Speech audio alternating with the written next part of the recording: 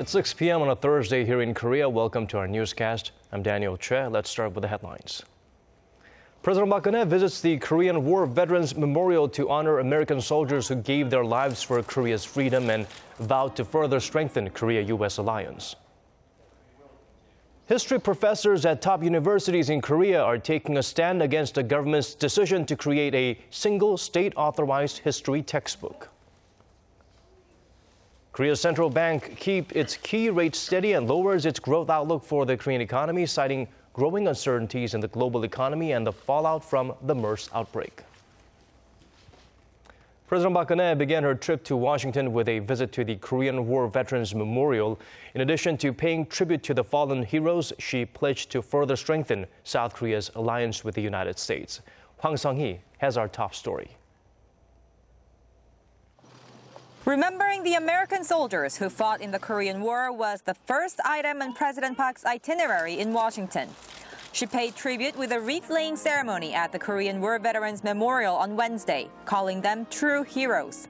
She was joined by surviving veterans and family members of those who served in the war.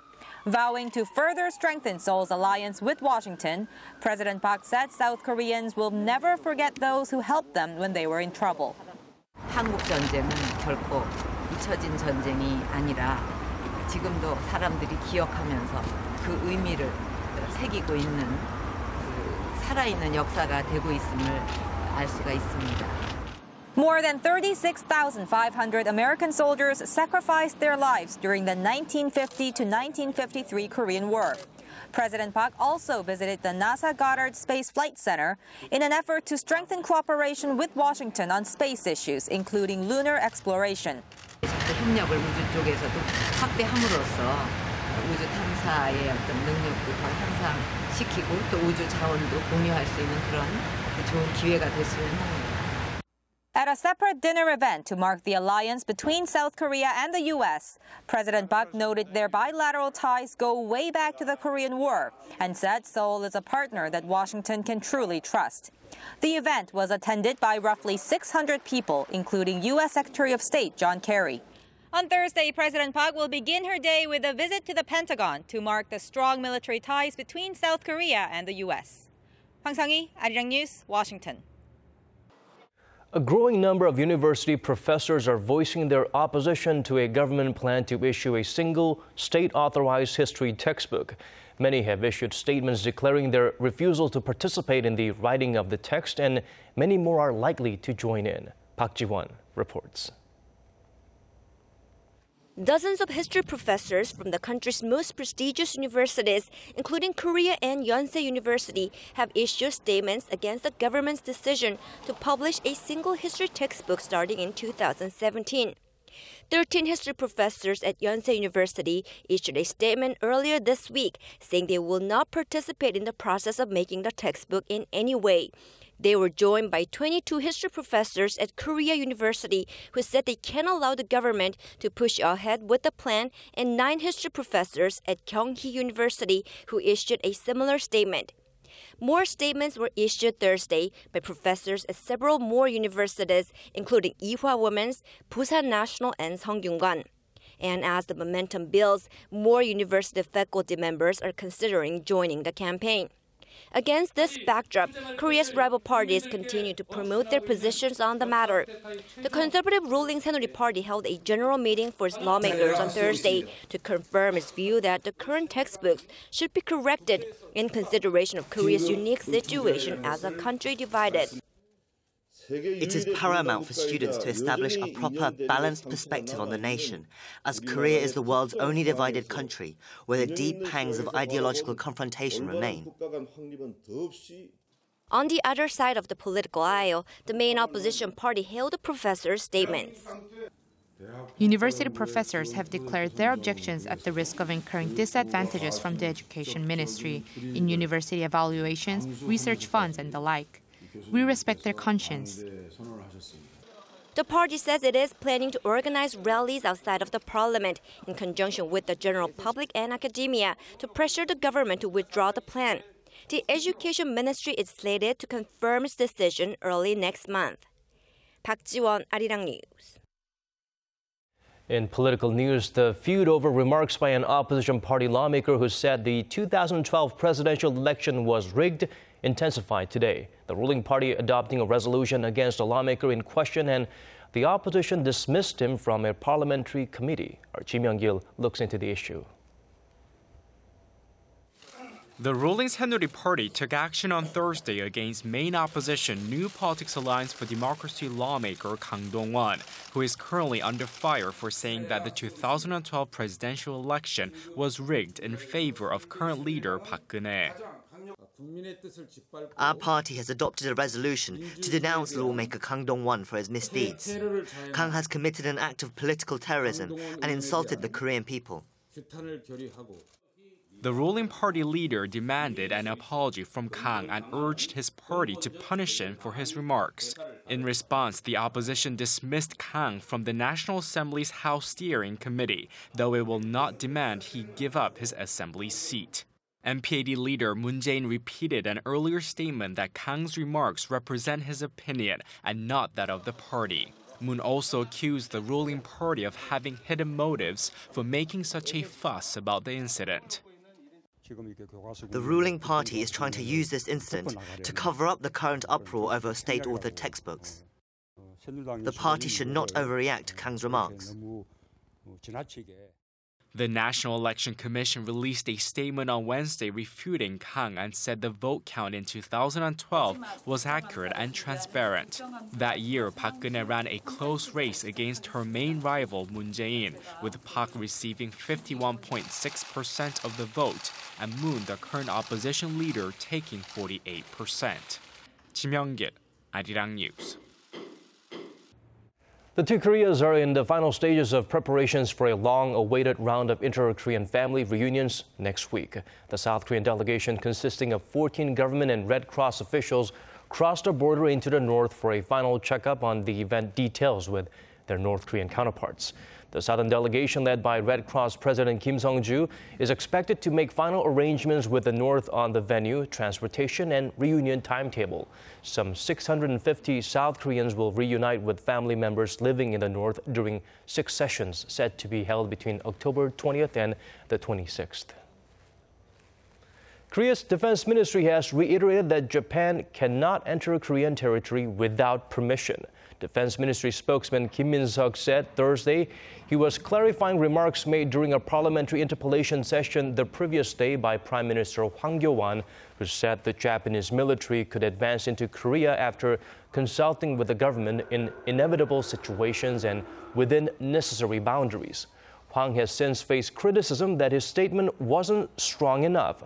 Concerns over Japan's greater military role abroad have grown with Tokyo's passage of security legislation last month, permitting its military to fight alongside its allies even when not under attack. Korea's central bank revised down the country's growth forecast for this year and next, both by 0.1 percentage point, making it the third readjustment this year. Along with that, the BOK held its key interest rate at its record low for another month. For the digits and more, we turn to Shin Se-min. The Bank of Korea cut its growth outlook for the Korean economy this year by 0.1 percentage point to 2.7%. BOK Governor Lee Ju-yeol said the weaker-than-expected GDP in the second quarter of this year, driven by the fallout of the MERS outbreak, along with looming external economic instabilities, dominated the decision. The lowered forecast comes from growing uncertainties in the global economy, driven by slowing emerging economies like China, added with the impact of the U.S. rate hike. The central bank also trimmed its forecast for next year by 0.1 percentage point to 3.2%. But the top central banker remained confident that Korea's long-term potential growth rate still remains in the 3% range, while experts say the economy might have entered its slowing growth phase earlier than it should have. They say this is punctuated by the 3 consecutive downward revisions to Korea's outlook on expansion. With the current underlying circumstances, like a growing aging population, along with a shrinking workforce, Korea might lose more potential growth down the line. The central bank also cut its inflation forecast for this year to 0.7% from 0.9% in July on the back of low global commodity prices steered by cheaper oil. Despite these projections, the central bank kept its key rate unchanged at an all-time low of 1.5% as it gauges the impact of a small pickup in domestic consumption in contrast with the continued slide in the country's exports. Shin Se-min, Arirang News. We've been reporting regularly on Korea's export woes in the current economic climate, but in reality, the country has been faring reasonably well compared to some of its Asian neighbors. Korea has seen its global market share increase over the past 10 years. But looking ahead, China's slowdown in the dark cloud on the horizon. Kim Min-ji has this report. Korea, Hong Kong, Taiwan, and Singapore. Collectively, they're called Asia's four dragons due to their exceptionally high growth rates and rapid industrialization between the 1960s and 1990s. The good news for Korea? It's currently outperforming the other three in terms of trade. According to financial services firm J.P. Morgan, the global presence of Korea's exports have been on an upward trend for the past decade. The country's exports accounted for 2.8% of the global total in 2005, but stood at 3.4% last year. Over the same period, Taiwan has seen its figure slowly decline, while Singapore's share has remained unchanged. Experts say Korea has been less susceptible to external shocks, such as weak demand in emerging economies, as it exports a wider variety of products than Taiwan and Singapore.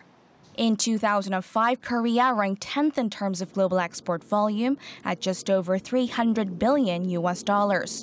It's climbed the ladder to sit at 6th as of last year with over $600 billion. Singapore fell 2 ranks to 19th over the same period, while Hong Kong saw its ranking tumble 6 notches. While Korea has been faring better than the other dragons, it has been seeing its exports stumble this year due to weak global growth, especially in China.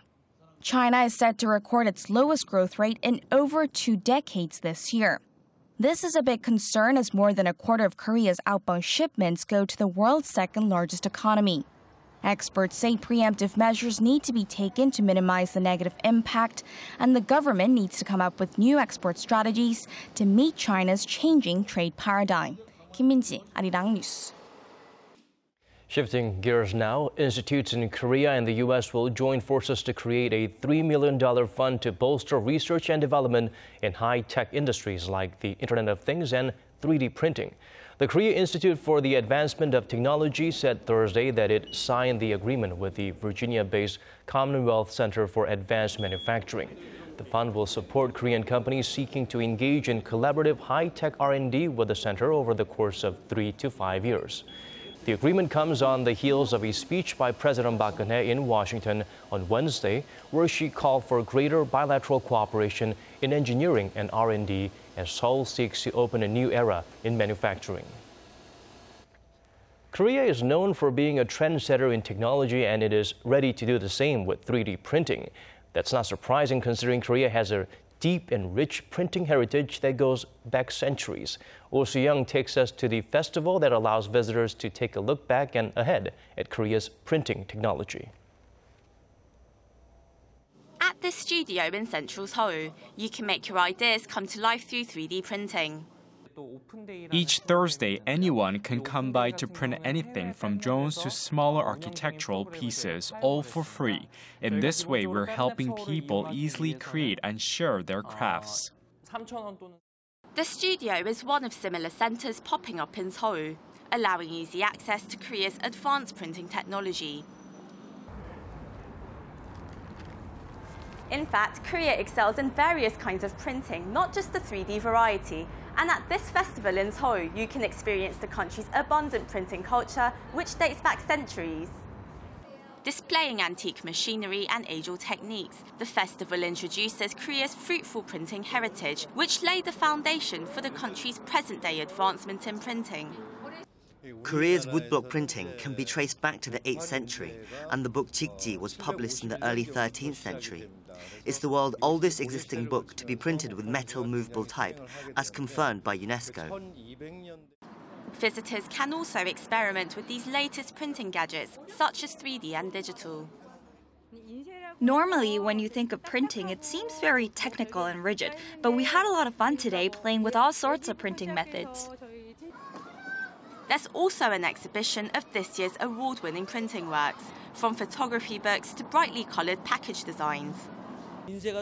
Korea exports a lot of printing material, up to $300 million worth in 2013. But not many people are aware of its rich printing culture. So our festival aims to promote this. With open events like these, Korea's excellence in printing is becoming widely accessible for the public to enjoy. Oh Soo-young, Arirang News.